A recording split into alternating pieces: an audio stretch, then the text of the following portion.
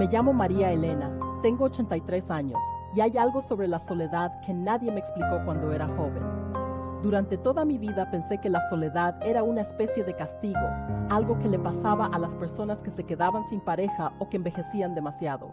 Siempre escuché la misma frase: lo peor de hacerse mayor es quedarse solo. Y durante muchos años yo también tuve ese miedo. Miedo a que mis hijos hicieran su vida, miedo a que la casa se quedara en silencio, miedo a despertarme una mañana y darme cuenta de que ya no había nadie esperando en la mesa del desayuno. Pensaba que ese día sería el más triste de mi vida, pero la vida, como suele hacer, tenía preparada otra verdad para mí, una verdad que no descubrí hasta mucho después de mudar, después de ver a mis hijos marcharse, después de aprender a convivir con el silencio. Hoy puedo decir algo que quizá te sorprenda. La soledad no es siempre lo que creemos. A veces es algo completamente distinto y ojalá alguien me lo hubiera contado antes.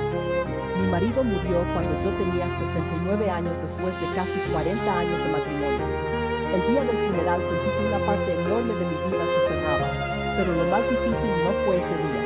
Lo más difícil vino después. Cuando todos se marcharon, cuando la casa volvió a quedarse en silencio, recuerdo la primera noche sola. Entré en el dormitorio y la cama parecía demasiado grande. Me acosté en un lado, dejando el otro vacío, como si todavía esperara que él entrara por la puerta. Las primeras semanas fueron extrañas. La casa sonaba diferente, el reloj parecía ser más ruido, incluso el viento en las ventanas se escuchaba más fuerte. Y muchas noches pensé que eso era la soledad, ese silencio, ese vacío. Pero con el tiempo empecé a notar algo curioso. El silencio no siempre traía tristeza, a veces traía algo más, algo que no sabía reconocer todavía. Una tarde estaba sentada en el patio de casa, tenía una taza de café en las manos. El sol caía despacio sobre las plantas y por primera vez en mucho tiempo no estaba pensando en el pasado, solo estaba allí respirando, escuchando los pájaros y de repente sentí algo que no esperaba. Tranquilidad, una tranquilidad profunda, como si el mundo hubiera bajado el volumen.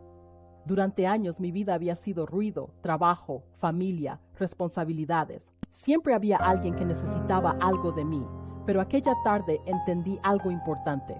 La soledad también puede ser espacio, un espacio donde vuelves a escucharte a ti mismo, donde recuerdas quién eras antes de convertirte en todo para todos.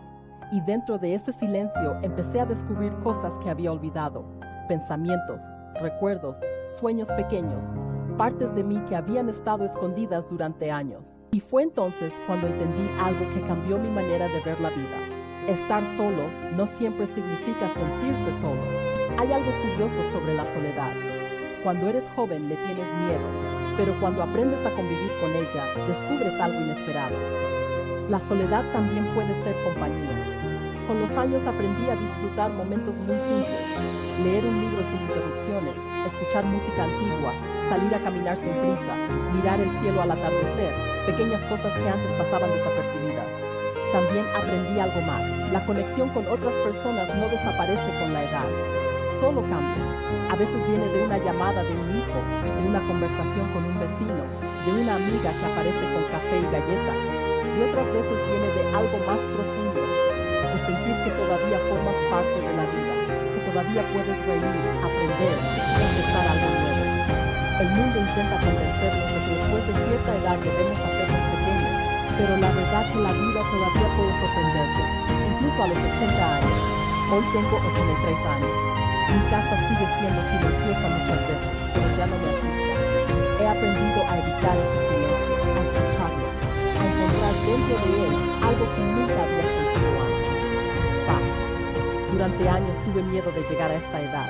Pensaba que sería el momento más triste de mi vida, pero la verdad es que algunas de las partes más bonitas de mi historia comenzaron después de los 70. Cuando se fueron muchas cosas que creía indispensables, descubrí algo que no esperaba, que todavía estaba aquí sintiendo, aprendiendo, viviendo. Por eso quiero decirte algo con toda sinceridad. Si tienes miedo a la soledad, no la mires como un enemigo. A veces la soledad no es un final. A veces es el lugar donde vuelves a encontrarte contigo mismo. Y créeme, ese encuentro puede cambiar tu vida.